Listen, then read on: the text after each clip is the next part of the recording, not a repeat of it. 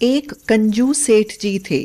वह नारियल खरीदने में पैसे खर्च नहीं करना चाहते थे, इसलिए वे सीधे जाकर नारियल के पेड़ पर नारियल तोड़ने के लिए चढ़ गए। इतने सीधे और लंबे पेड़ पर चढ़कर उन्होंने नारियल तोड़ तो लिया, मगर उतर नहीं पाए। अरे अरे मर गया रे। ये कहाँ चढ़ गया मैं? ये तो बहुत ऊंचा है, अब कैसे उतरूंगा? उन्होंने मन ही मन में मनौती मानी। हे भगवान, अगर मैं पेड़ से नीचे उतर जाऊं तो मैं 101 ब्राह्मणों को भोजन खिलाऊंगा। फिर वे थोड़ा नीचे खिसके तो उन्होंने कहा, 51 ब्राह्मणों को भोजन करा ही दूंगा। थोड़ा साहस करके वे थोड़ा सा और उतर आए तो वह बोले, मैं 21 ब्राह्मणों को भोजन करा दूंगा। थोड़ा और उतरे तो बोले, 11 ब्राह्मणों को खिला दूंगा। तब तक वे उतर आए तो बोले, एक ब्राह्मण को तो मैं खिला ही दूंगा।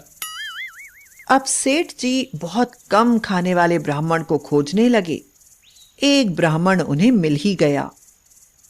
आप कितना खा लेते हैं? यदि सेठ जी कंजूस थे तो ब्राह्मण महाचालू चतुर गुरु घंटाल थे।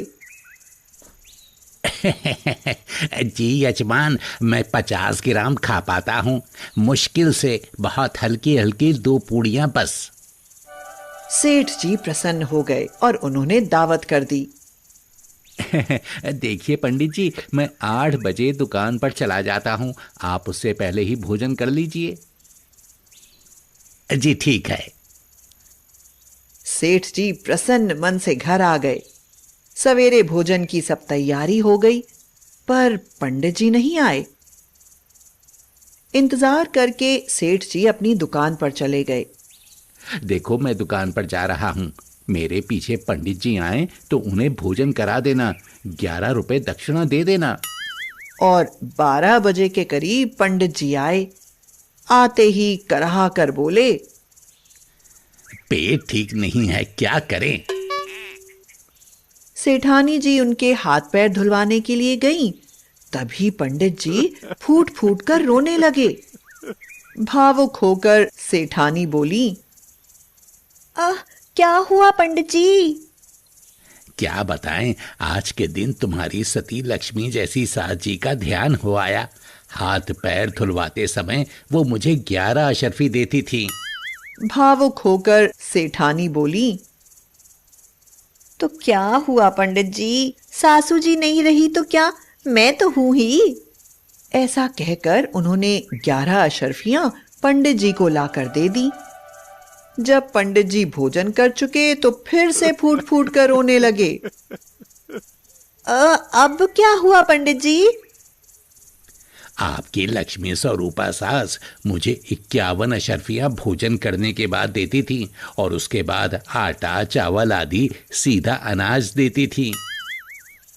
आप चिंता मत कीजिए, वह तो मैं भी दूंगी। आटा चावल तेल घी आदि सब सामान सेठानी जी ने बांध दिया। पंडित जी सब ले गए। रात को जब सेठ जी आए तो बोले, पंडित जी भोजन कर गए थे?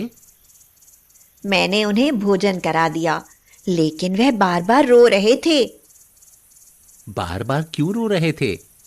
सासू माँ की उन्हें बार बार याद आ जाती थी, लेकिन मैंने भी फिर कोई कमी नहीं छोड़ी। हाँ, मैंने कहा, सासू जी नहीं है तो क्या हुआ, मैं तो हूं ही। मैंने उनकी सब दान दक्षिणा पूरी कर दी। कैसी दान दक्षिणा? सेठानी जी ने पूरा हाल बताया। सुनते ही सेठ जी का तो खून खौलने लगा। तुरंत उन्होंने लाठी उठाई और पंडित जी के घर की तरफ दौड़े और जाकर उनका दरवाजा खटखटाया। पंडित जी फौरन आंगन में लेट गए। पंडितानी जी ने ऊपर से सफेद कपड़ा सिर से पैर तक उड़ा दिया। दरवाजा खोल कर आई और धम्म से बैठकर रोने लगी। हाय पंडित जी, हम सबको छोड़कर चले गए, अब हमारा क्या होगा? हमको भी साथ क्यों नहीं ले गए? इनको क्या हुआ है? पंडितानी रोते हुए बोली, सवेरे एक सेठ इनकी दावत कर गया था। पता नहीं उसने क्या खिला दिया कि पंडित जी मर गए। हमारे यहाँ तो इनको फूकने तक के पैसे नहीं हैं। सेठ जी बहुत डर गए और उन्होंने पंडित जी के दाह संस्कार और क्रियाकर्म के लिए सारा रुपया दिया। पंडित जी का राशन पानी 2 महीने तक चला। उसके बाद राशन पानी खत्म हो गया तो उन्होंने सोचा सेठ जी के घर चलकर देखूं। वह सेठ जी के घर जा पहुंचे। सेठानी ने हैरानी से पूछा, पंडित जी, आप तो मर गए थे। हाँ, मैं मर गया था, लेकिन स्वर्ग में मुझे आपकी बेटी चुन्नी मिल गई।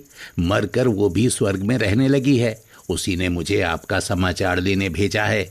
मेरी दाढ़ी बड़ी हो गई है, वहाँ कोई नाई थोड़े ही है। तभी मैंने सोचा कि चलो कोई बात नहीं, चुन्नी का भी काम कर दूंगा और अपनी हजामत भी बनवा लूंगा।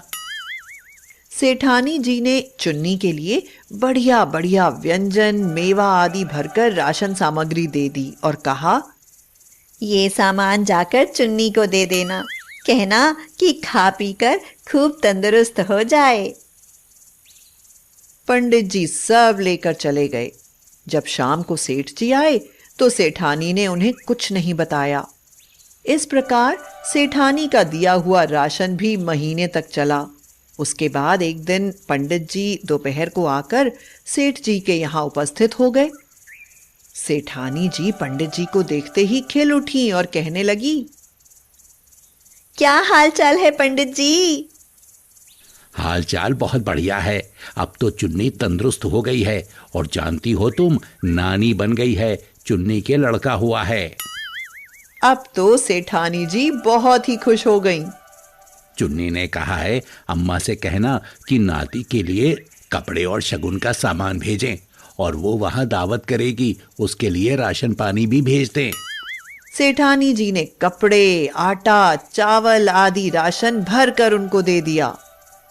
पंडित जी, चुन्नी से कहना कि उसकी अम्मा उसको बहुत याद करती है। हाँ हाँ, क्यों नहीं, कह दूंगा, जरूर कहूंगा। पंडित जी आंखों से ओझल हो गए। रात में सेठ जी आए। सेठानी जी ने कहा, जानते हो, आप नाना बन गए। ना मेरी कोई बेटी ना कोई भतीजी, भला फिर मैं कैसे नाना बन गया?